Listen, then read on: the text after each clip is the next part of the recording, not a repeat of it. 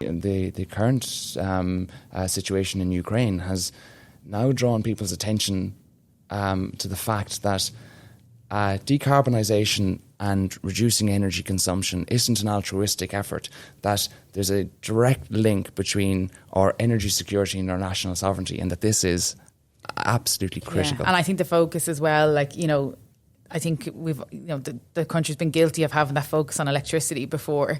And I think, this crisis has shown that how much energy we use and how much fossil fuels we use in transport and heat, because that's what affects everybody's everyday lives, So I think that's helped to kind of redistribute the focus a little bit. And heat is a critical utility. The cold can kill you.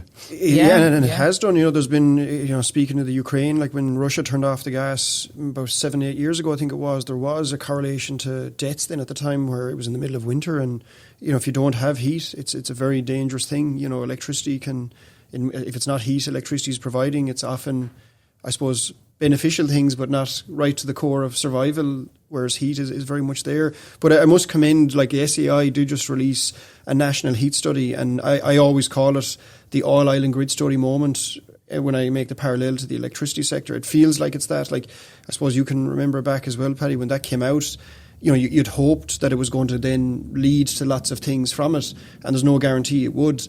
But it did, in the electricity sector, it really did. We did get refit, we got Grid Gate 3, we got kind of a real focus on then moving forward. So this new national heat study from SEAI, it does flag district heating as critical in urban areas, heat pumps in rural areas, industrial heat pumps up to 200 degrees C. And then it does mention above that things like electro boilers, hydrogen, bioenergy need a kind of better understanding of exactly what they'll contribute and things like that. So it is putting in place things that I would have said in my mind would have been very sensible things to do to get us off bottom of the pile.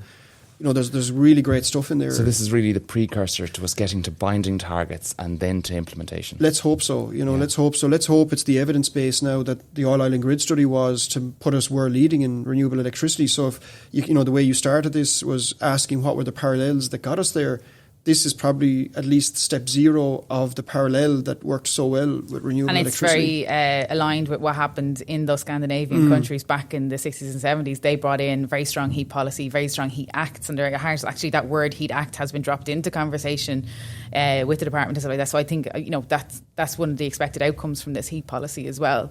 Whereas if we have those that same kind of foundation there, we can start to see the kind of, hopefully, the scale up of change.